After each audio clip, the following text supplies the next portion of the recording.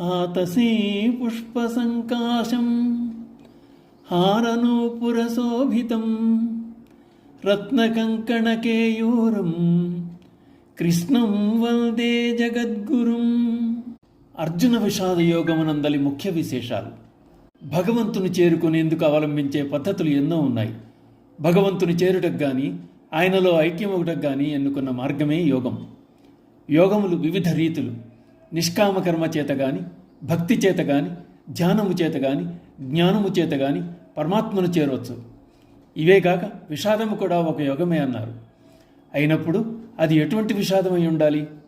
కేవలము భగవంతుని కొరకు లేక ధర్మము కొరకు దుఃఖిస్తే అది యోగం అవుతుంది, కానీ దుఃఖించిన అన్ని సందర్భములు యోగాలు కావు. ఇక్కడ అర్జునుని విషాదం యోగమే అవుతుంది. ఎందుకంటే అతడు రాజ్యకాంక్షను పక్కన పెట్టి వైరాగ్యం అలవరుచుకుని ధర్మం కొరకై పరితపించాడు. అతడిలోని ధర్మ జిజ్ఞాస జ్ఞాన సముపార్జనకు, భగవానునికి దగ్గరొకటకు దారితీసింది. అందుకే అతడి విషాదం అర్జున విషాదయోగం అయింది. మహాభారత యుద్ధం ప్రారంభమైంది. కౌరవ పాండవుల మధ్య పోరు భీకరంగా సాగుతోంది. 10 దినములు గడిచాయి. పాండవ సైన్యమును చీల్చి చెండాడిన కురుకుల పితామహుడు, ధనుర్ధారి, అరివీర భయంకరుడైన భీష్ముడు చివరకు రణరంగమున అర్జునుని శస్త్రములకు కూలిపోయాడు. అంపశయ్యాగతుడయ్యాడు.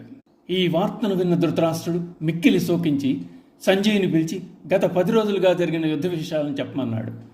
వ్యాసమహర్షి అనుగ్రహంతో యుద్ధరంగమున గమన శ్రవణముల శక్తిని పొందిన సంజయుడు ధృతరాష్ట్రునికి అప్పటి వరకు జరిగిన పరిణామాలను, ఆ తరువాత విషయంలో చెప్పనారంభించాడు. దానిలో భాగమే భగవానుడు అర్జునులకు ఉపదేశించిన గీత.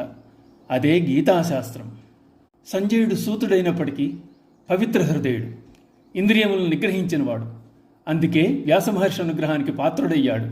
భగవానునికి అర్జునుకు మధ్య జరిగిన సంవాదమును వినగలిగాడు.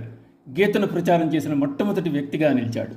యుద్ధ విశేషములు చెప్పమని ధృతరాష్ట్రుడు అడిగినప్పుడు సంజయుడు మామకా అన్న ధృతరాష్ట్రునకు ముందు దుర్యోధను వృత్తాంతం ఎరింగించి రణరంగమును జరిగిన సంఘటనను తెలియజేశాడు.